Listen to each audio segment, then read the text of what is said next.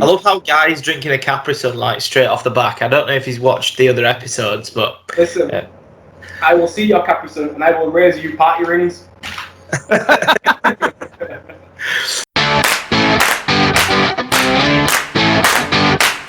Hey guys, welcome to the Nice Guys of Comedy podcast with your hosts Jack, Vincent and Nick Crooks. Oh, and by the way, they're from the north. That's the reason they sound that way. Why have I got a feeling that the first ever sponsorship deal of this podcast is going to be from Capri Sun, and it's not going to be for good reasons? imagine that, sinking a sponsorship deal. Yeah, from Capri Sun. I like how Guy just looks like a Game of Thrones character with like a white wolf, pretty much. Yeah. And he's laid Black back in the chair. Not in a racial way. My surname, Black Bastard. It is pretty sick. I'm not gonna lie. I'm appreciating the setup. So, how have you been in lockdown then? To be honest, it's not much different than regular life. What do you do for a living? At the minute, nothing. Absolutely nothing now. Is that because of lockdown, or was it was just pre-lockdown, like maybe like a couple of weeks before that I walked out for another job. Oh right. Okay. The world going, this shit didn't help. Yeah. So Guy saw this coming and went, I'll just fail. I'll pretty much do it to myself before it starts. Yeah, right. I like it. The forward thinking of it. So you see, your life has pretty much remained unchanged due to lockdown. Then, realistically, yeah, man. More gaming time. You know, it is. Yeah, that's. I'm not gonna lie. That's me. That is hands up me. What are you playing? Well, I normally play like Dead by Daylight on the PS4, but then in lockdown, I decided to buy a Nintendo Switch. So I won't lie, for the last week, Pokemon be my life. You did. I can't get one anywhere. Everywhere's sold out. Nintendo, directly from them. Oh, look at Guy's face now. Guy's thinking, what's he doing now? Argos had them at the same price, but the only one that I could get was a yellow one, and I was like, I don't really want a yellow Switch. Is it the light? Is it like that? Yeah, it's a light one. But then I went on to Nintendo Direct, and they did like a bundle. So I thought, fuck it, I'll treat myself. Why would you issue the colour? That's what I want to know. Like, like you wanted one, but a yellow one, that's too far for you. A yellow one's too far. Do you know what? I've got no shame. I didn't want a bright yellow Nintendo Switch Lite. I wanted a nice, svelte grey one, and that's what I got. Who wants grey? Who wants the most boring colour? Going, do you know what? Who looks and goes, I'll tell you what, I would much rather have that. Do you know what? Paint the whole of my house grey, because I just want the soul of colour sucked out of my life. The thing, right, so you either got grey, like a teal mint colour, a coral pink, or a bright yellow one. And I was like, no. Give me, if it was like red or green, yeah, fine. Maybe a blue. But I wanted black. I just wanted that, but then in the end, I settled for a nice brown.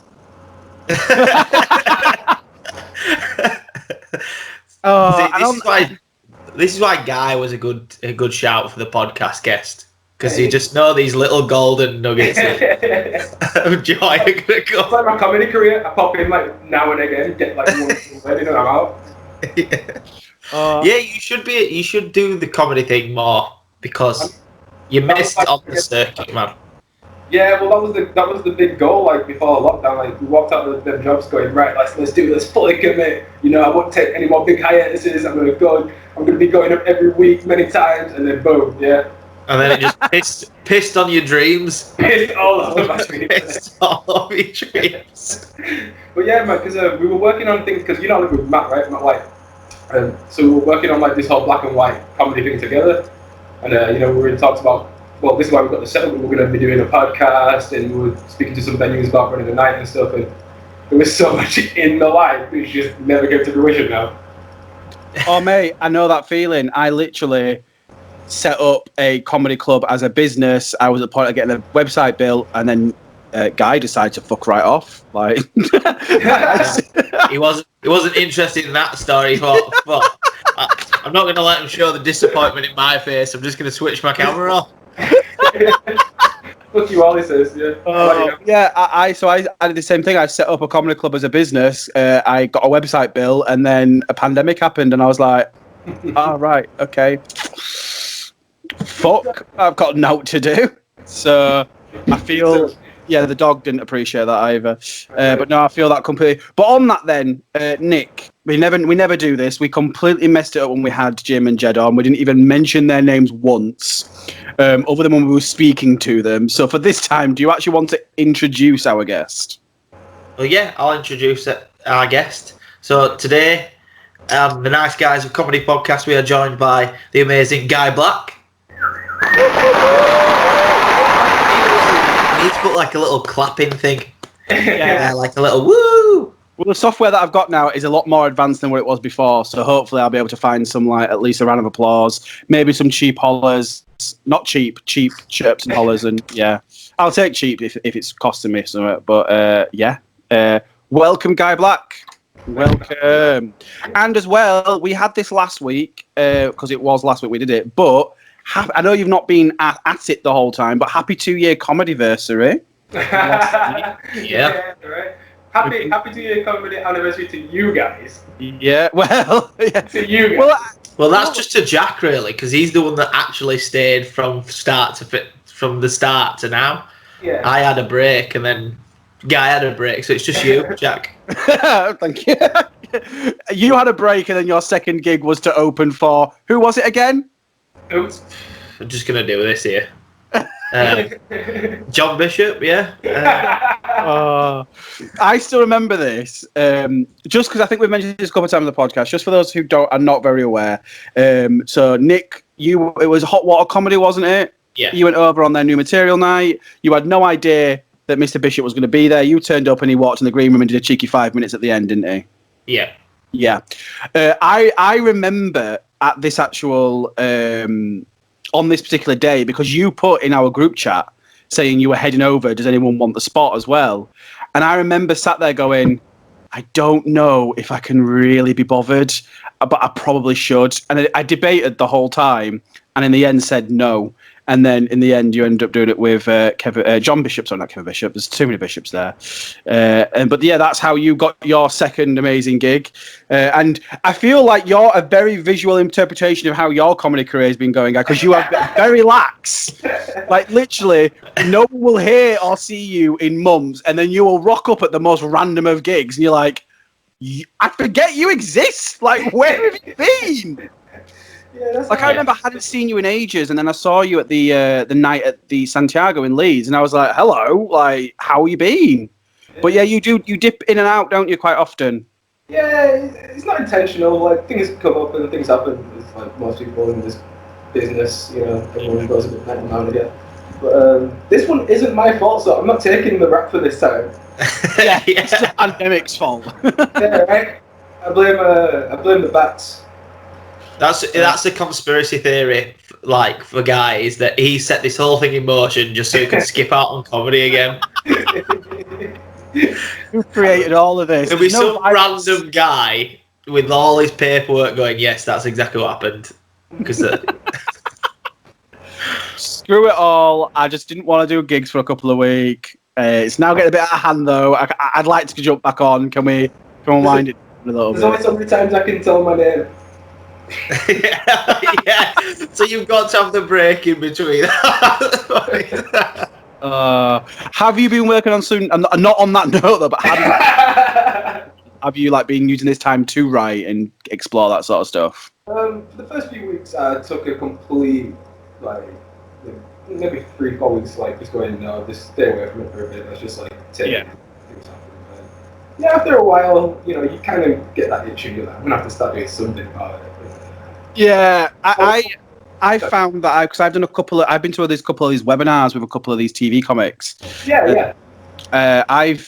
Every time I come off them, I'm sitting like the one that I was on yesterday was with the producer of I can't remember the name of the TV show. The one with Curtin it's on BBC. Yeah, I know what you mean. No, This Country. This Country. I was gonna say This Is England, but I was like, that's definitely not comedy. It's fitting. Yeah. Yeah. Was like, Yeah, don't be bringing that into this podcast at a time like this, Jack. That's all we need right now. You know, a massive debate on how relevant this is England is. Yeah. So just segueing away from that.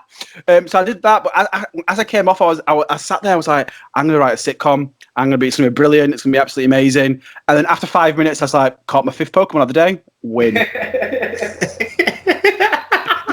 Else. That's literally been my life. Is literally Pokemon starter. So it's Sword and Shield. I'll be honest with you. I've not really played Pokemon religiously since probably Soul and Silver, Silver and Heart and Silver, whatever it's called. But I don't know any of the Pokemon's names. So on this one, all I know it's a monkey and it's grass. Oh, is it grass? I thought it was a fire sign. No, there was it's a monkey because when you fully evolve him, it becomes a drummer. Which I was like, that's a bit weird.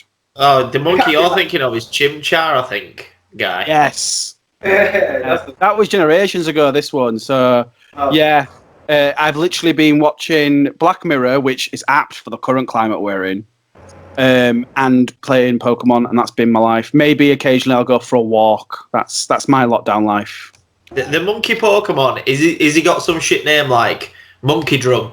Is like, because we were on about this in the last time we were recording, the fact that they've just run out of ideas with the names, and they've just described exactly what they are. The thing is, I don't think the starter had a name that was like that, but I think his final evolution was like Drumroll. Oh no! Right, so the monkey's called Grookey, and then he becomes Rillaboom when he's fully evolved. But I'd like to also point out that his middle evolution is called Thwacky. Thwack. She's very word is words. But you said as well, though, guy, you've been in a lot of gaming. So what is a life in Guy's lockdown life? What's it like? What have you been up to? It literally consists of waking up, doing body weight workout, walking the pupper. It takes a lot of time up as well. And yeah, getting back and get some food, and if it's a game, then like the last couple of months have been actually pretty awesome for gaming for me, because like I'm a big fan of like RPGs. So we had Final Fantasy VII. Yep. I don't know if you guys were into Resident Evil, but did you play the new Nemesis? No, I've seen some of the gameplay though, and it looked pretty sick. It's pretty dope. Because I grew up on that. That was like my favorite. I never played Resident Evil. The only Resident Evil I played was Resident Evil 4, and that was on the Nintendo Wii, which made it even more fucking terrifying because you had to like proper do it. And I remember giving it to my sister to play, and she chucked the controller at the other side of the room because she was terrified. And I don't think I played it ever since then. But yeah, I never really got into it. It's right up my street, zombies killing, all that sort of stuff. Yeah, well, Nick's very prepared for the zombie apocalypse. Oh yeah, I fucking love zombies. Is that right? Yeah, I'm like a big zombie fan, mate. Honestly, any film I'll watch, even if it's crap, then I'll try and get out. Like I watched Navy SEALs vs Zombies the other night. I've got to tell you, right? Even the explosion to breach a room was something I could do on clip art. And if you don't believe me, I'll try and find the scene and I will send it to you both, and then tell me that that's not something that you did at high school for a presentation. Like, this is a presentation by Guy Black and Jack Vincent. That was on the door. I shit you not. Yeah. Oh. I turned it off, but I turned it off when I saw the zombies, and I thought, you've not put a lot of work into this. Oh, that's a good shout, actually, because Matt hadn't seen it. I've been rewatching Walking Dead from the beginning. Oh, okay. So yeah, that's probably my favourite zombie thing. I liked Walking Dead. I've watched Walking Dead up until the season. Season 7. No, it was Ezekiel was in it. Oh, so you got past like the major down part where everybody stopped watching. Yeah, but I think it was Ezekiel was in it, and then that was the last season when. Got to be like season 5. No, I think it was further than that. Ezekiel not come till like 7, 8. He'd been in it for a while as well. What are we on now? 8, 9, 10? He's 11. Are we? I would have to Google this. It's. I mean, I've watched them all, but you just get lost in the flood of episodes. Is the because they did a spin-off, didn't they, called Fear the Walking Dead. Yeah, is that's that good. any good? Yes, that's. I would say once you get bored, I watch Walking Dead because I like it, but then I'm there with Guy on the fact that you get bored, so it's just the same stuff. But you carry on watching because you're like, I've invested a lot of time in this. Yeah. Exactly. So when I got bored, I started watching Fear of the Walking Dead at the same time, and actually that was so good. It made me bite. Like I still could watch Walking Dead because I was like, oh, I'm still getting my zombie fix of good stuff. Yeah, give me the zombie fix. I do like it. It was a good show. I think there's some characters in it that I really did enjoy. There are some characters who I could not stand. I ain't being funny, and I am very aware of the character's fate. But Carl was a dick. Oh, I wanted Carl to die every episode up until when he died, and then I thought, oh no, I didn't want him to go like that. He's actually been all right this episode. Why? Now, I shouldn't say this while there's a Capri Sun and Pie rings out, but it's the only show that's ever made me want to kill a little girl. Do you remember that part? Yeah. Yeah? Yeah. I mean, I felt good that somebody killed a little girl, and I shouldn't feel like that, but, good writing, I guess. I actually said at the time, went, this show's going to be good because they've killed a kid. Yeah. Because you see it in movies, the kid always survives, and you're like, that would not happen. The kid would die. I feel like when you know that a film or a TV show or something is willing to do them sort of things, you're like, this is going to be good. That's why I really like Black Mirror. I'm currently watching a lot of Black Mirror. Have you guys watched Black Mirror? No, is it a BBC one, actually? The Black Mirror, basically, it started on Channel 4, and then around season 2, 3, it got taken up on Netflix. Basically, every episode is a different story. It's like little mini films, but they basically take a bit of reality and then make it slightly different, and then play around with it. Like, for example, one of the famous episodes was about I think it was a UK princess being held hostage, and the Prime Minister had to fuck a pig on TV, and it was all this thing about, like, should he have to do it and stuff like that. And then obviously we were very aware at the time that turns out our Prime Minister at the time did fuck a pig. So there was that. But let's just forget about that. Yeah, let's not forget about that. But then they do other ones, like they did one, and it was so every person when you're born, you have this like a camera in your eye, and it records everything, and then you can like put it on your TV and then re-watch what you've been doing. And it starts off like showing how it's good. Like this one guy went for a job interview and he was like, "Oh, I'm not too sure if I got it." So then him and his partner re-watched the interview, and then that highlighted where he did well and where he didn't. But then it started getting a bit dark and like turned into like murdery affairs, and it's like showed the bad side of it as well. And then there were my favorite episode of all time of it was it's everyone's got like a social media account, and on the social media account you have a rating, and out of 5. What was that? Like China. Oh yeah, we'll be like, yeah, it's supposed to be like China. And everyone's got a rating, but like you can rate people in the street. You go, oh, you smiled at me, that's a 5. Oh, you give me a nice coffee, that's a 5. Oh, you pushed me in the street, you've got a 1.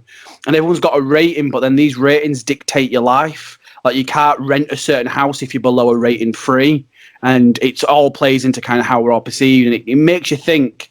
And that's why I really like it. I've got 2 more episodes to go, and the last one was a video game inspired one, all about Tekken. And then I was like, I was like, this is going to be sick.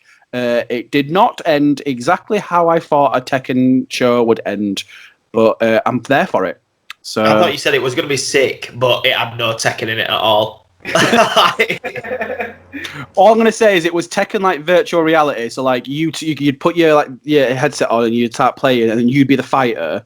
I mean, slight spoiler alert: they end up fucking. So, did you feel what fucking in the Tekken game? Like he pulls down his like karate outfit. And, like, do you know what I mean? Start fucking. It basically was 2.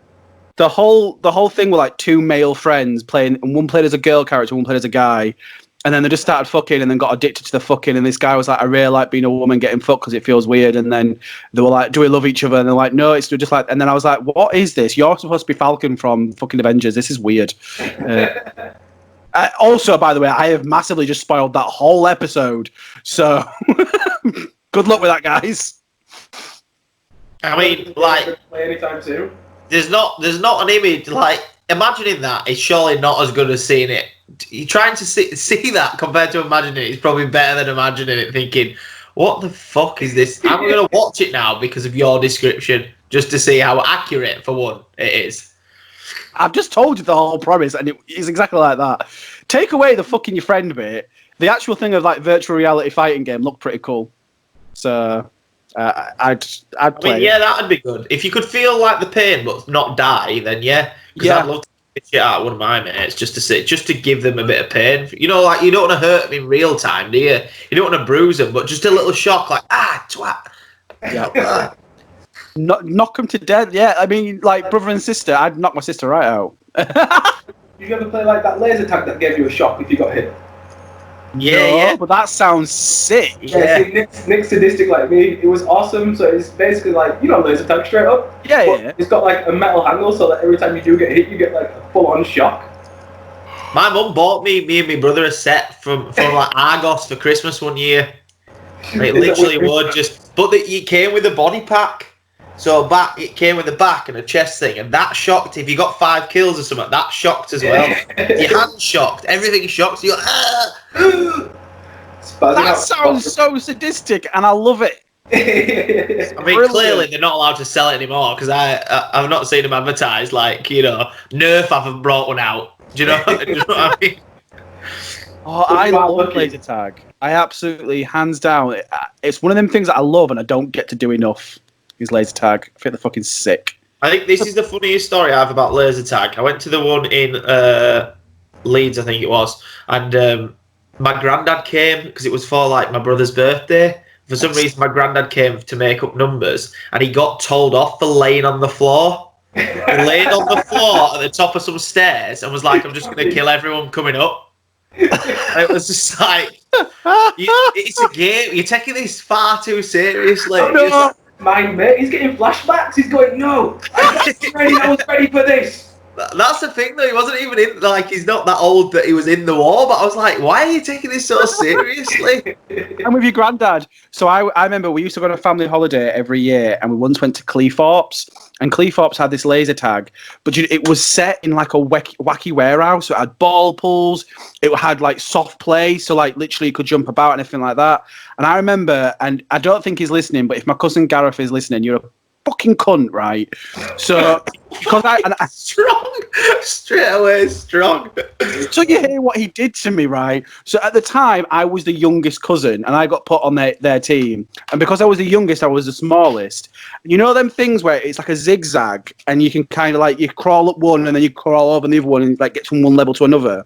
It was one of these situations that were like 3 stories, and then at the bottom were like loads of ropes. He made me go right to the top and just sit there and did what your granddad did and just make sure I shot everyone that came past. And then someone managed to get past me because I don't know, they're older and I'm 6 years old. So when like they got past, I was stood at the top and he got so angry with me that he pushed me and I just went duff, duff, duff, duff through the ropes right down. I was 6. I might have been about 11, I don't know. But I was young. I love that you make it. I was 6, but you just make it sound bad, so your cousin looks like the person you described him to be. Yeah, I mean Gareth is a lovely gentleman now, but then he was a bit of a twat. But no, I hands down love laser tag. I've never done paintballing though. I've always wanted to do paintballing. Saying that, I found a place where it's not paintballing. It's almost like airsoft, but they use like I don't know what it's called. It's not an airsoft gun. It's like an actual like rifle, but what they shoot. Instead of being like an actual bullet, it's got like a dust pellet on it. So like it still has an impact like a paintball would. Yeah. More realistic, and it's like a zombie experience. So it might be an extreme actually. Nice. Yeah, so like you get set on like some camp and you can do like an overnight one, and you just got hundreds of people coming at you basically, and you just get to have your own little zombies match. You know, there is actually a few of them zombie places knocking about, and one of them is actually a prison. Now I haven't been to it, but it's not. I think they call it asylum. So it's like the zombies are like dressed up as mental patients and stuff. Yeah, they do a few different themes. Yeah. Yeah, I think I wanted to do a werewolf one that they were running, and it was basically set on my favourite movie, Dog Soldiers. Yes.